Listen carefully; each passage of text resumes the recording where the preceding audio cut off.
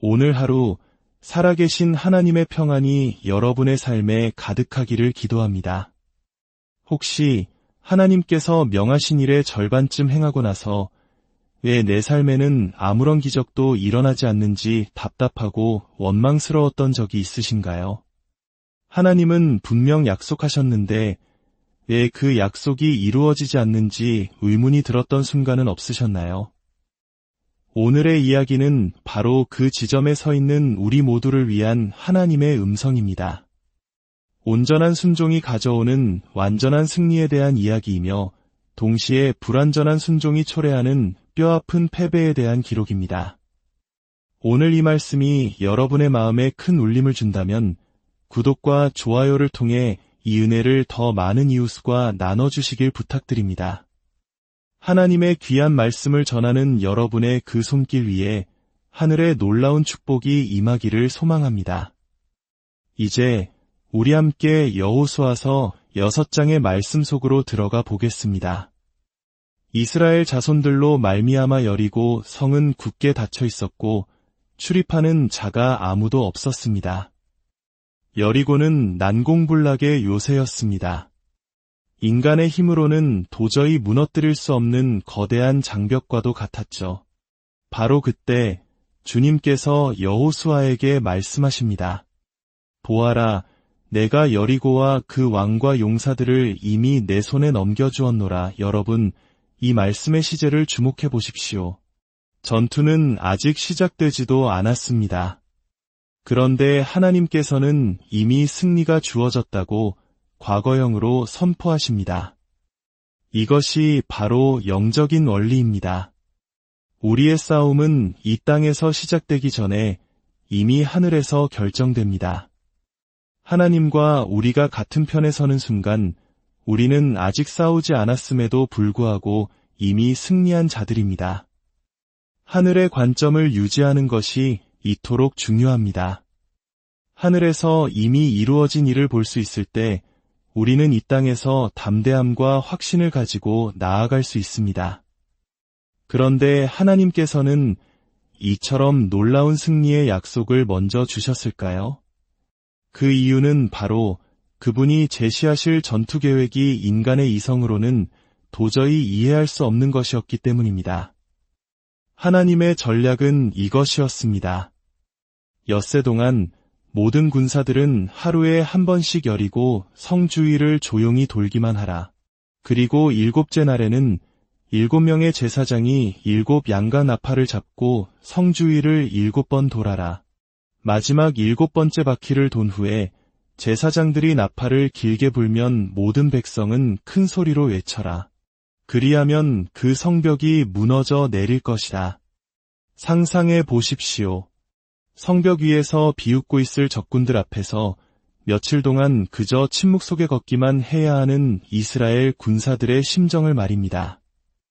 아마 속으로 이렇게 생각했을지도 모릅니다. 이게 대체 무슨 전략인가? 창과 칼을 써도 모자랄 판에 그저 걷기만 하라니. 하지만 이것이 바로 믿음의 본질입니다.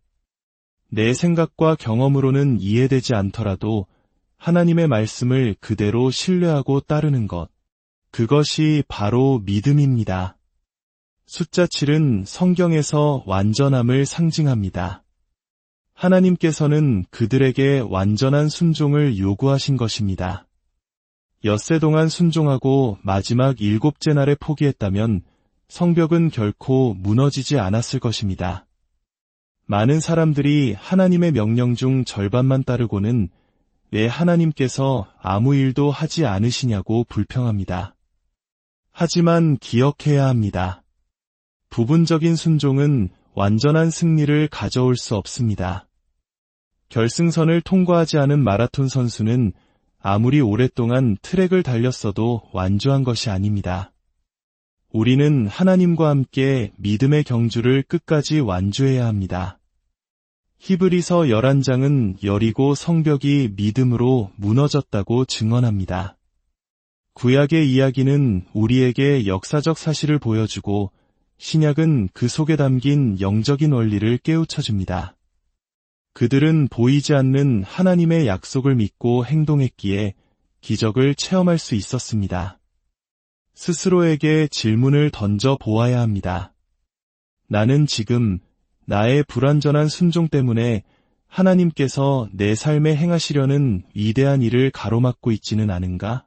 간절히 기도하고 찬양하고 예배하지만 정작 하나님께서 끝까지 하라고 명하신 그 마지막 한 걸음을 내딛지 못하고 있지는 않은가?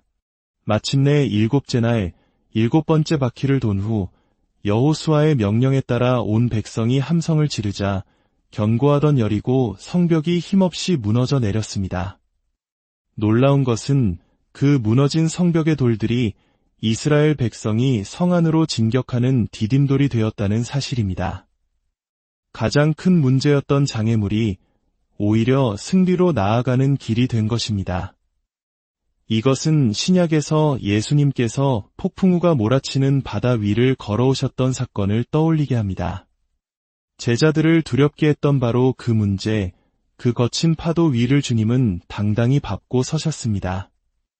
우리의 삶을 혼란스럽게 만드는 문제 위를 걸으시는 하나님을 볼 때 우리는 진정한 평안과 승리를 경험하게 됩니다.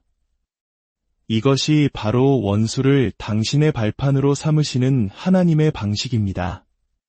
하나님께서는 여리고 성 안의 모든 것을 진멸하라고 명령하셨습니다. 이는 당시 가나안 땅에 만연했던 극심한 죄악으로부터 당신의 백성을 거룩하게 구별하고 보호하시기 위한 하나님의 장기적인 계획이었습니다. 하지만 그 진멸 속에서도 하나님은 한 사람을 구원하십니다. 바로 기생 라합입니다. 성경은 그녀의 직업을 굳이 언급하며 하나님께서 한 사람을 얼마나 놀랍게 변화시키실 수 있는지를 보여줍니다. 세상의 눈으로는 비천한 거리의 여인이었던 그녀가 믿음으로 순종했을 때 예수 그리스도의 족보에 오르는 영광을 얻게 됩니다. 이는 우리에게 큰 희망을 줍니다. 우리의 과거가 어떠했든 우리의 사회적 평판이 어떻든 하나님은 믿음으로 나아오는 모든 자의 인생을 위대하게 사용하실 수 있습니다. 이렇게 여리고에서의 위대한 승리가 끝나고 여호수아의 명성은 온 땅에 퍼졌습니다. 그러나 영광의 순간은 잠시뿐, 이스라엘의 믿음은 곧 시험대에 오르게 됩니다. 여호수아서 7장은 승리의 환희에서 패배의 고통으로 급격히 전환됩니다. 이스라엘 자손들이 하나님께 온전히 바친 물건, 즉 헤렘으로 규정된 물건에 손을 대는 죄를 범합니다. 아간이라는 사람이 그 물건 중 일부를 몰래 훔쳤고 그 결과 주님의 진노가 이스라엘 온 공동체에 임하게 됩니다. 한 사람의 죄가 이스라엘 전체의 죄가 되었습니다. 이는 공동체적 책임에 대한 중요한 교훈을 줍니다. 우리 한국 문화에서 나보다는 우리라는 개념이 강한 것처럼 성경은 한 사람의 숨겨진 죄가 공동체 전체에 얼마나 치명적인 영향을 미칠 수 있는지를 분명히 보여줍니다. 여호수아는 다음 목표인 아이성으로 정탐꾼을 보냅니다. 정탐꾼들은 아이성이 작고 약하니 이대 3,000명의 군사만 보내도 충분하다고 자신만만하게 보고합니다.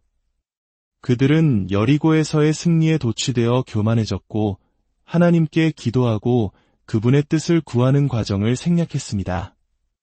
결과는 참담한 패배였습니다.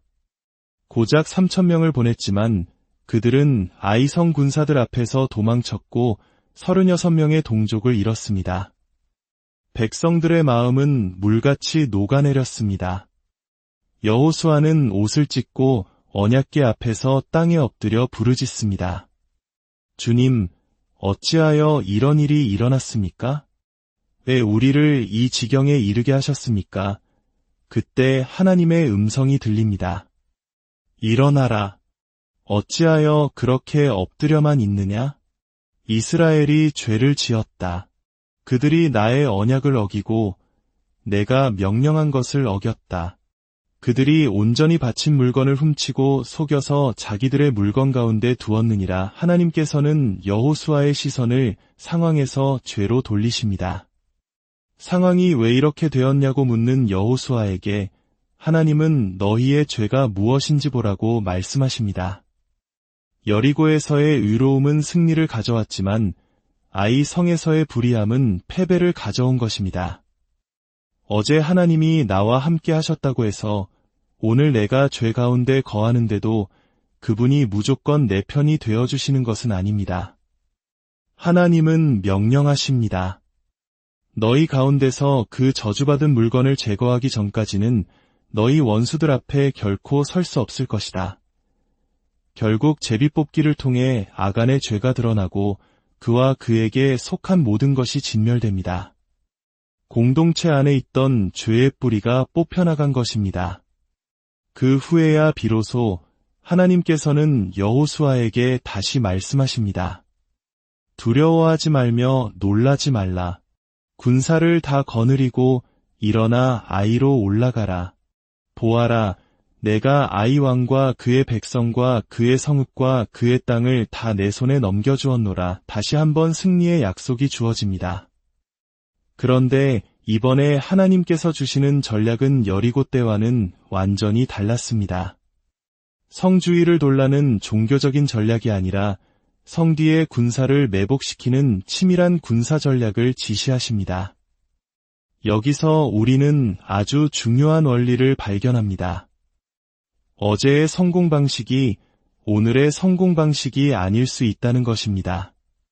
하나님께서 어제 사용하신 방법이 오늘 또다시 통하리라는 보장은 없습니다. 그래서 우리는 과거의 성공 경험에 안주해서는 안 됩니다.